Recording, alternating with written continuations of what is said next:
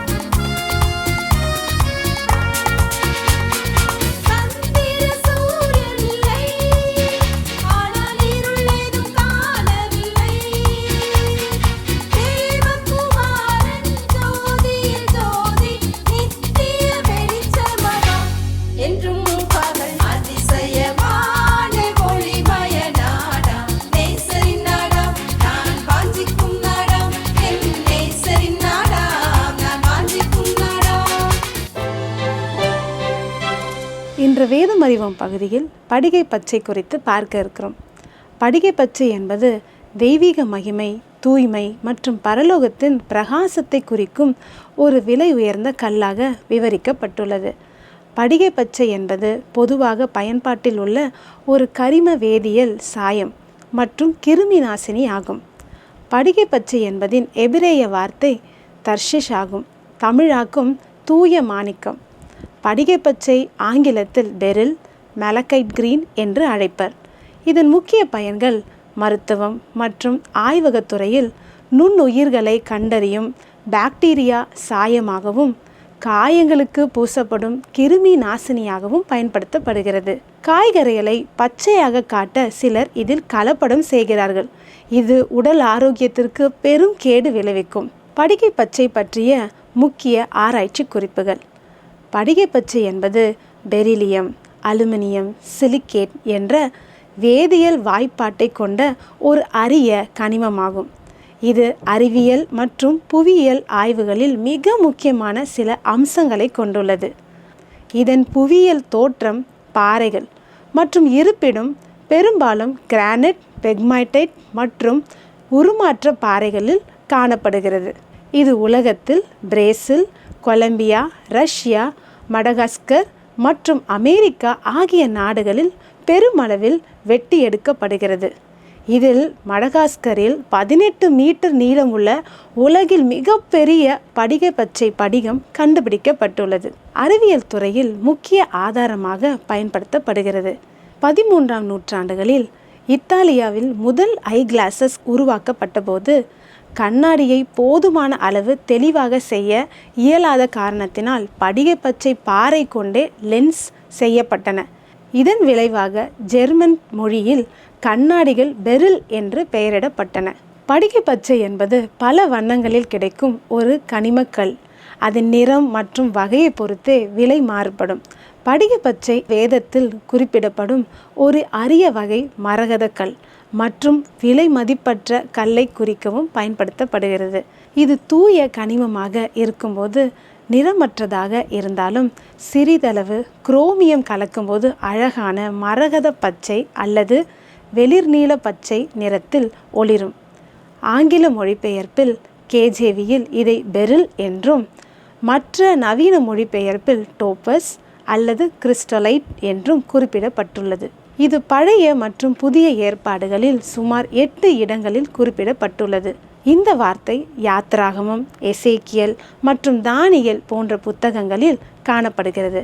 வேதாகமத்தில் இச்சொல் பயன்படுத்தப்பட்டுள்ள முக்கிய இடங்களை பார்ப்போமா? தேவனுடைய சமூகத்தில் இஸ்ரவேல் மக்களின் 12 கோத்திரங்களை குறிக்கும் வகையில் பிரதான ஆசாரியரின் மார்பதக்கத்திலிருந்து 4வது வரிசையில் பதிக்கப்பட்ட 12 விலையேற பெற்ற இரத்தினங்களில் இதுவும் ஒன்றாகும். யாத்ராகமும் 28:20, 39:13 காணலாம். தானியேலில் 10:6 கடவுளுடைய தூதர் ஒருவரின் உடல் தோற்றம் இந்த படிகை பச்சை போல் பிரகாசித்ததாக கூறப்பட்டுள்ளது. எசேக்கியல் 1:16, 10:9 தேவனுடைய மகிமையை குறிக்கும் சக்கரங்களில் தோற்றம் படிகை பச்சை போல இருந்ததாக விவரிக்கப்பட்டுள்ளது. சாலமோனின் உன்னத பாட்டு 5:14 மணமகனின் கைகள் படிகை பச்சை பதிக்கப்பட்ட பொன் வளையங்களைப் போல என்று ஒப்பிடப்பட்டுள்ளன. புதிய எருசலேம் நகரத்தில் அஸ்திபார கற்களின் ஒன்றாக படிகை பச்சை 8வது அஸ்திபார கல் என்று குறிப்பிடப்பட்டுள்ளது.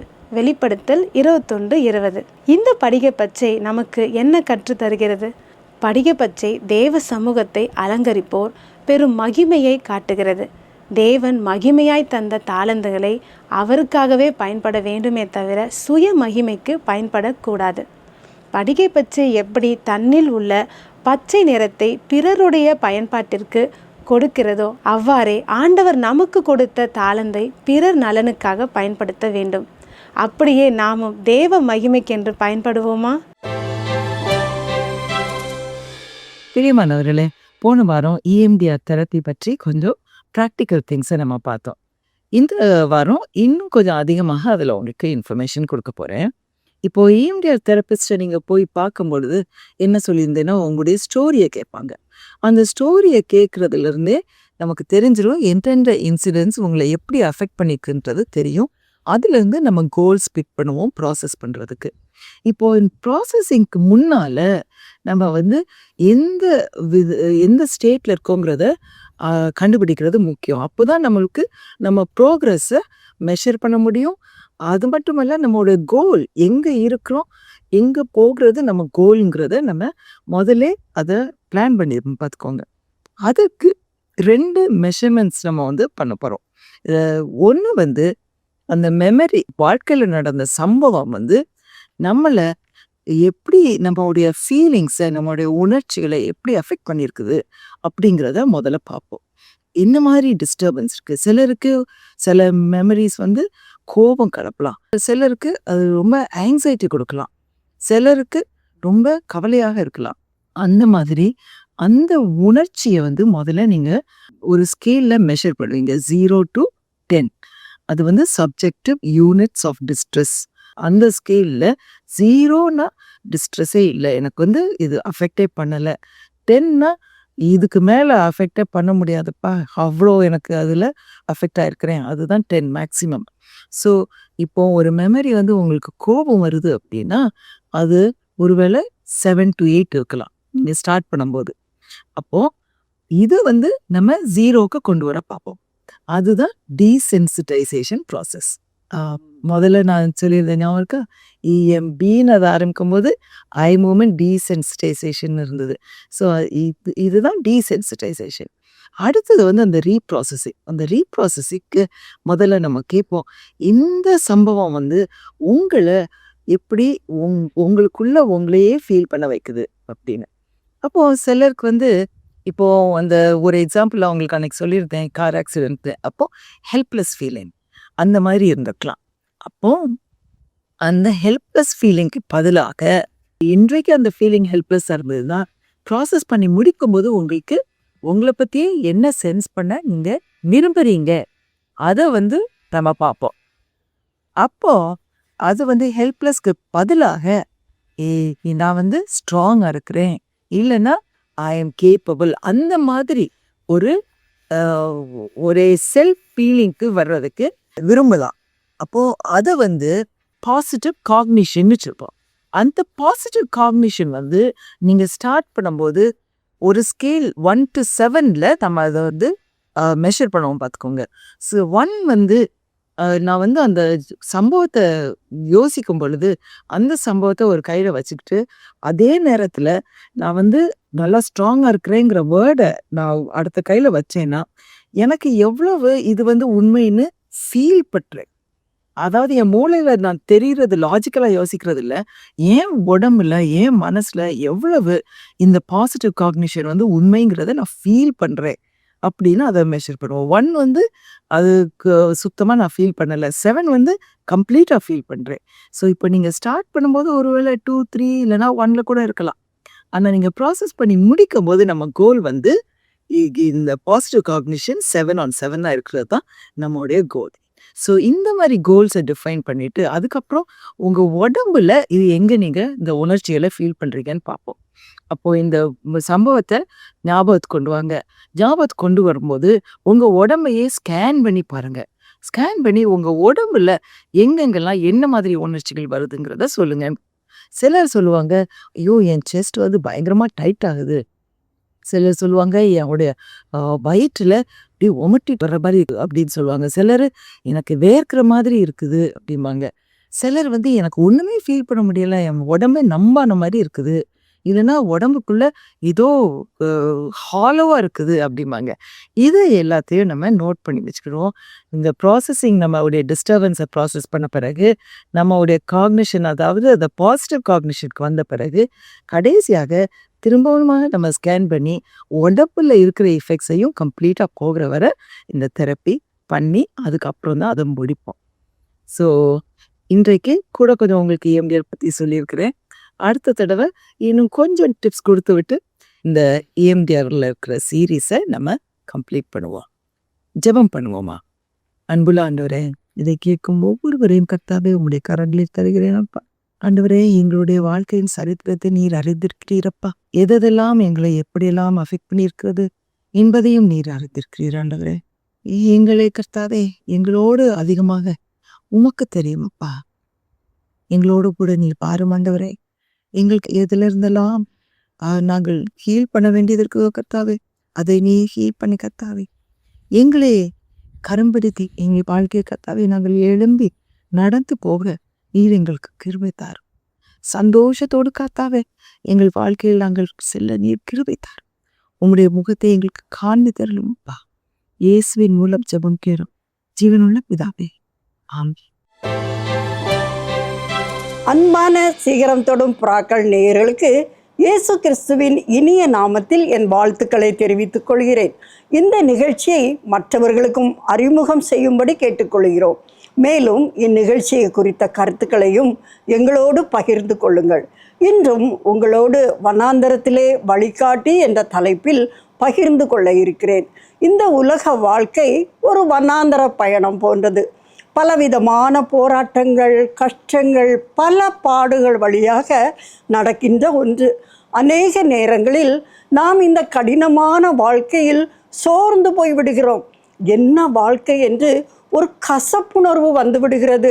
கடவுளை விட்டு தூரம் போய் விடுகிறோம். வாழ்க்கையிலே ஒரு வெறுப்பு வந்து விடுகிறது இல்லையா? ஏசாயா 41ஆம் அதிகாரம் 18, 19 ஆகிய வசனங்களை வாசிப்போம். ஏசாயா 41ஆம் அதிகாரம் 18, 19. உயர்ந்த மேடுகளில் ஆறுகளையும் பள்ளத்தாக்குகளின் நடுவே ஊற்றுகளையும் திறந்து வனாந்தரத்தை தண்ணீர் தடாகமும் வறண்ட பூமியை நீர்க்கேணிகளும் ஆக்கி வனாந்தரத்திலே கேதுரு மரங்களையும் சீத்தி மரங்களையும் மிருது செடிகளையும் ஒலிவ மரங்களையும் நட்டு அவாந்தர வெளியிலே தேவதார விருட்சங்களையும் பாய்மர விருட்சங்களையும் புன்னை மரங்களையும் உண்டு பண்ணுவேன் என்று வசனம் நம்மை தைரியப்படுத்துவதை பார்க்கிறோம். வேதத்திலே வனாந்தரத்தில் அலைந்த ஒரு பெண்ணை குறித்து நாம் இந்த வேளையிலே சிந்திப்போம். அவள்தான் ஆகார். தன் துணைவரால் கைவிடப்பட்டு நாச்சியாரால் கடினமாய் நடத்தப்பட்டு எங்கே போகிறோம் என்று எதுவும் தெரியாது வனாந்திரத்திலே சென்று கொண்டிருக்கிற ஒரு பெண். யாரும் என்னை கண்டு கொள்ளவில்லை என்ற எண்ணம் வந்திருக்கலாம். ஆனால் அந்த வனாந்திரத்திலே கர்த்தர் அவளை சந்தித்தார். தம்முடைய தூதனை அனுப்பி அவளோடு பேசுகிறார். எங்கே இவளை இந்த தூதன் சந்திக்கிறார்? வனாந்தரத்திலே சூருக்கு போகிற வழியருகே இருக்கிற நீரூற்றண்டையிலே சந்திப்பதை நாம் பார்க்க முடியும். ஆதியாகமம் 16ஆம் அதிகாரம் 7ஆம் வசனம். கர்த்தருடைய தூதனானவர் அவளை வனாந்தரத்திலே சூருக்கு போகிற வழியருகே இருக்கிற நீரூற்றண்டையில் கண்டு என்று வாசிக்கிறோம். ஏன் இவள் ஓடுகிறாள்? அவள் தான் கற்பமானதை கண்டபோது சாராயை அற்பமாக எண்ணினாள் என்று 16ஆம் அதிகாரம் 4ஆம் வசனத்திலே வாசிக்கிறோம். சாராய் அதை கேட்டு ஆபிரகாமிடம் முறையிடுகிறாள். ஆபிரகாம் அதற்கு, அவள் உன் கைக்குள் இருக்கிறாள், உன் பார்வைக்கு நலமானபடி அவளுக்கு செய் என்று சொல்லுகிறான். அப்பொழுது சாராய் அவளை கடினமாய் நடத்தினபடியால் என்று சொல்லி நாம் வாசிக்கிறோம். அவளை விட்டு ஓடிப்போனாள் என்று ஆதியாகமம் 16ஆம் அதிகாரம் 6ஆம் வசனத்திலே வாசிக்கிறோம். ஆகாருக்கு சாராய் நடத்தின அந்த கடினமான நடத்துதலால் அவளுக்கு அங்கு இருக்க முடியவில்லை. தான் இருக்கும் இடத்தில் உள்ள நெருக்கம், மன உளைச்சல், அவளால் அங்கு இருக்க முடியவில்லை. இந்த சூழ்நிலையிலிருந்து எங்காவது ஓடிவிட வேண்டும் என முடிவு செய்கிறாள். அவள் வனாந்தரத்தை நோக்கி ஓடுகிறாள். தான் போவது யாருக்கும் தெரியாது என நினைத்தாள். ஆனால் அவளை தூதன் பெயர் சொல்லி விவரங்களோடு அழைக்கிறார் என்று நாம் வசனத்திலே வாசிக்கிறோம். ஆதியாகமம் 16ஆம் அதிகாரம் 8ஆம் வசனம். சாராயின் அடிமை பெண்ணாகிய ஆகாரே, எங்கே இருந்து வருகிறாய், எங்கே போகிறாய் என்று கேட்டார். முதல் கேள்விக்கு மட்டும்தான் இவளுக்கு பதில் தெரியும். இரண்டாவது கேள்விக்கு அவளிடம் பதில் இல்லை. அவள், நான் என் நாச்சியாராகிய சாராயை விட்டு ஓடி போகிறேன் என்றாள்.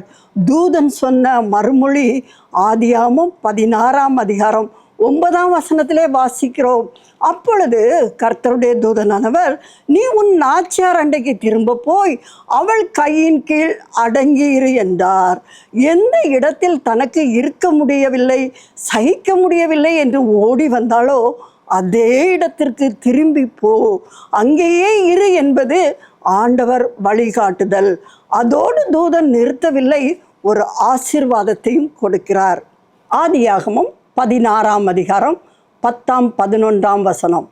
பின்னும் கர்த்தருடைய தூதனானவர் அவளை நோக்கி, உன் சந்ததியை மிகவும் பெருக பண்ணுவேன், அது பெருகி எண்ணி முடியாததாய் இருக்கும் என்றார்.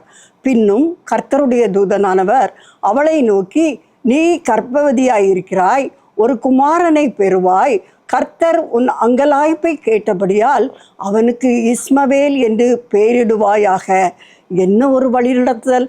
எந்த சூழ்நிலையில் அவள் ஓடி வந்தாளோ அதே சூழலில் திரும்பவும் அனுப்புகிறார். அது மாத்திரமல்ல, ஒரு பெரிய ஆசீர்வாதத்தையும் தேவன் கொடுக்கிறார். 1 பேதுரு 5ஆம் அதிகாரம் 6ஆம் வசனம் சொல்லுகிறது, நாம் அவருடைய பலத்த கையில் அடங்கி இருக்கும்போது கர்த்தர் நம் எல்லா இக்கட்டான சூழ்நிலையிலும் நம்மை ஆசீர்வதிக்கிறவராய் இருக்கிறார். கர்த்தர் அவளை சந்தித்த நேரத்திலே அவள் கண்கள் திறக்கப்பட்டது. தன்னோட பேசின கர்த்தருக்கு, நீர் என்னை காண்கிற தேவன் என்று பெயரிட்டாள் என ஆதியாகமம் 16ஆம் அதிகாரம் 13ஆம் வசனத்தில் வாசிக்கிறோம். வேதத்தில் முதலாவது ஆகார் தான் கர்த்தருக்கு பெயர் சூட்டுகிறாள். இந்த ஆகார் கர்த்தரின் சத்தத்திற்கு கீழ்ப்படிந்து தன் நாச்சியார் அண்டைக்கு திரும்ப போனாள் என்று சொல்லி நாம் பார்க்கிறோம். நம் ஆண்டவர் பிரச்சனை, துன்பங்களுக்குள்ளே அனுப்புகிறவர் மாத்திரம் அல்லாமல் நம் வாழ்வின் முழு பொறுப்பையும் ஏற்றுக்கொள்கிறார், வழி நடத்துகிறார், தைரியப்படுத்துகிறார். அருமையானவர்களே, இந்த நாளிலும் கூட இதை பார்த்து கொண்டிருக்கிற அநேகர் நீங்கள் இது போல பிரச்சனையில் இருக்கலாம். இந்த இடத்தை விட்டு ஓடிவிடலாமா என்று சொல்லி உங்களுடைய பிரச்சனையாக இருக்கலாம். எப்படி வாழ்வது என்று தெரியாமல் இந்த இறுக்கமான சூழ்நிலையிலிருந்து எப்படியாவது விடுபட்டால் போதும் என்று சொல்லி நீங்கள் ஓட நினைக்கலாம். ஆனால் கர்த்தர் சொல்லுகிறார், நீ அந்த இடத்திலே இரு. கர்த்தர் இருப்பது மாத்திரமல்ல, உன் வாழ்க்கையின் எல்லா காரியத்துக்கும் அவர் பொறுப்பெடுக்கிற தேவனாக ஆசீர்வாதத்தோடு கூட அதே இடத்துக்கு ஆகாரை அனுப்பினது போல நீ இந்த நேரத்தில் பிரச்சனையோடு இருப்பாயானால் உன் வாழ்க்கையிலும் இந்த பிரச்சனையின் மத்தியிலே ஆகாரை ஆசீர்வதித்தது போல உன்னையும் ஆசீர்வதிக்க தேவன் ஆயத்தமாக இருக்கிறார். இரண்டாவதாக, அதே இடத்தில் வந்த ஆகாருக்கு மீண்டும் பிரச்சனை வந்துவிட்டது. இஸ்மவேல் பிறக்கிறான், வளர்கிறான். முதலாவது தானாக ஓடிப்போன ஆகார் இப்போது ஆபிரகாமால் அனுப்பிவிடப்படுகிறாள். அவளுக்கு கொடுக்கப்பட்டது என்ன? சில அப்பமும் ஒரு துருத்தி தண்ணீரும் மாத்திரமே. இவள் மீண்டும் பெயர்சபா வனாந்தரத்திலே அலைந்து திரிகிறாள். ஆதியாகமம் 21ஆம் அதிகாரம் 14ஆம் வசனத்திலே வாசிக்கிறோம். அவள் கொண்டு வந்த அப்பமும் காலியாகிவிட்டது, தண்ணீரும் செலவழிந்து போனது. வனாந்தரம் பிள்ளை தாகத்தால் அழுகிறது. பிள்ளை தண்ணீரின்றி சாவதை நான் பார்க்க மாட்டேன் என்று அம்புயையும் தூரத்திலே போய் உட்கார்ந்து சத்தமிட்டு அழுதாள் என்று ஆதியாகமம் 21ஆம் அதிகாரம் 16ஆம் வசனத்திலே வாசிக்கிறோம். நீர் என்னை காண்கிற தேவன் என பெயர் சூட்டிய ஆகார் இப்பொழுது தேவனை மறந்து விட்டாள். அவள் நம்பிக்கை, அவள் விசுவாசம் தகர்ந்து விட்டது. தேவன் கொடுத்த ஆசீர்வாத வார்த்தைகளை அவளால் நினைத்து கூட பார்க்கவில்லை. ஏனென்றால் பயங்கரமான இக்கட்டான ஒரு சூழ்நிலை. ஆனால் தேவன் அவளை மறக்கவில்லை, அவளை பார்த்து கொண்டுதான் இருக்கிறார். ஆதியாகமம் 21ஆம் அதிகாரம் 17 முதல் 19 வரை வாசிப்போமானால், தேவன் பிள்ளையின் சத்தத்தை கேட்டார். தேவதூதன் வானத்திலிருந்து ஆகாரை கூப்பிட்டு, ஆகாரே, உனக்கு என்ன சம்பவித்தது? பயப்படாதே, பிள்ளை இருக்கும் இடத்திலே தேவன் அவன் சத்தத்தை கேட்டார். நீ எழுந்து பிள்ளையை எடுத்து அவனை உன் கையினால் பிடித்து கொண்டு போ, அவனை பெரிய ஜாதியாக்குவேன் என்றார். தேவன் அவளுடைய கண்களை திறந்தார். அப்பொழுது அவள் ஒரு தண்ணீர் துறவை கண்டு போய் துருத்தியிலே தண்ணீர் நிரப்பி பிள்ளைக்கு குடிக்க கொடுத்தாள் என்று சொல்லி நாம் வாசிக்கிறோம். இன்று நம் நிலைமையும் அநேக நேரங்களில் இப்படித்தான் இருக்கிறது. ஆகாரே, உனக்கு என்ன சம்பவித்தது? பயப்படாதே, பிள்ளை இருக்கும் இடத்திலே தேவன் அவன் சத்தத்தை கேட்டார் என்று ஆகாரோடு பேசுகிற சத்தம் இன்று உங்களையும் நோக்கி வருகிறது. உங்களை விசாரிக்கிறவர் ஆனபடியால் உங்கள் கவலைகளை எல்லாம் அவர் மேல் வைத்து விடுங்கள் என்று சொல்லி 1 பேதுரு 5ஆம் அதிகாரம் 7ஆம் வசனத்திலே வாசிக்கிறோம். அதுபோல கடினமான சூழ்நிலையில் இருக்கும் யாரானாலும் ஆகாரை போல் கலங்காமல் தேவனை நோக்கி பார்ப்போமா? பயப்படாதீர்கள், அவர் உங்களை விசாரிக்கிற தேவனாயிருக்கிறார். ஒருவேளை மனிதரால் நீங்கள் கைவிடப்பட்ட சூழ்நிலையில் கலங்கி நிற்கலாம். கர்த்தர் உனக்கு வழியை காட்டுவார். எப்படி ஆகார் நீர் என்னை காண்கிற தேவன் என்று சொல்லி பெயர் சூட்டினாளோ, அடுத்த நேரத்திலே அவள் மறந்து விட்டாள், என்னை பார்க்க யாரும் இல்லையே என்று சொல்லி. ஆனால் உன் தேவன் கைவிடுகிற தேவன் அல்ல. வேத வசனத்தின் மூலம் உன்னை வழிநடத்த அவர் வல்லவராயிருக்கிறார். அவர் மேல் நம்பிக்கையாயிரு.